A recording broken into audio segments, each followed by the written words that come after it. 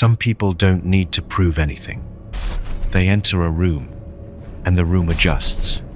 No introduction, no performance, no explanation. Tom Cruise is one of those people.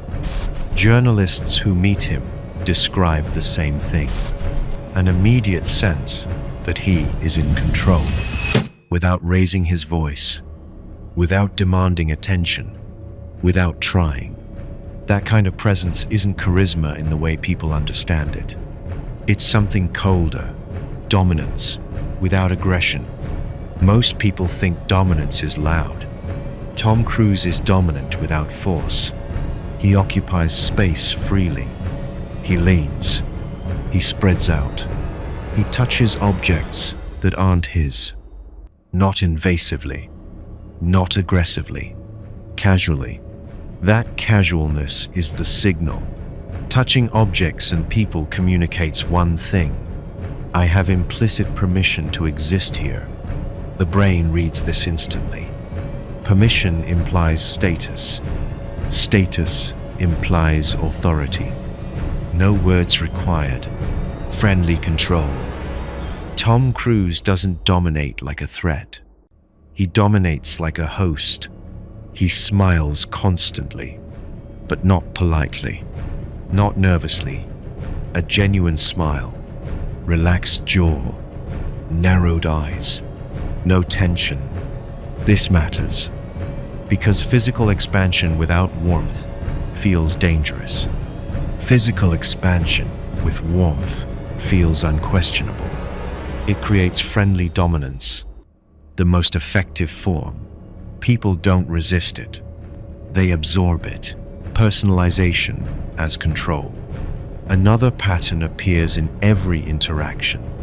Tom Cruise uses names. Repeatedly. Not to be polite. Not to be memorable. But to anchor attention. Hearing your own name triggers alertness.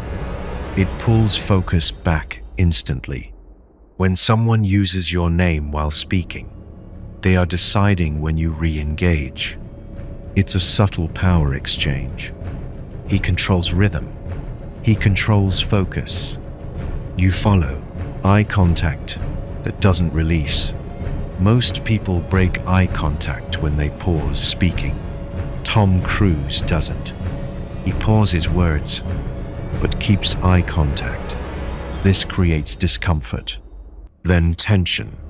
Then attention. The listener doesn't know whether the thought is finished, so they stay locked in. Silence becomes pressure. Pressure creates authority. This is not accidental. It's consistent.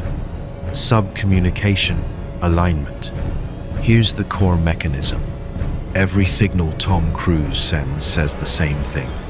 This matters. His posture, his pace, his gaze, his voice. Nothing contradicts anything else. There's no leakage, no nervous adjustment, no hesitation. This is what makes him persuasive. Not facts, not arguments, congruence.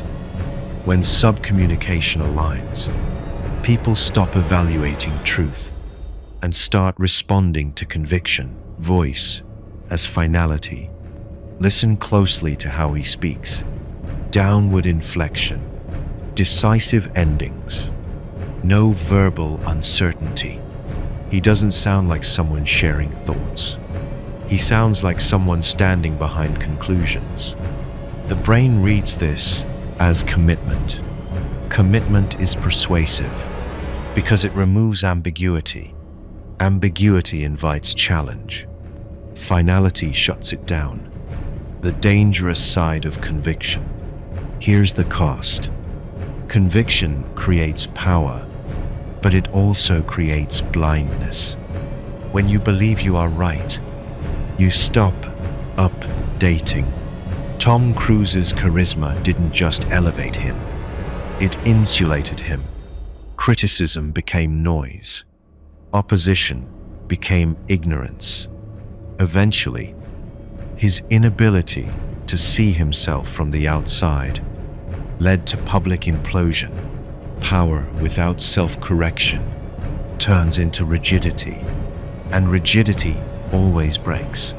Tom Cruise's presence works because everything about him communicates certainty.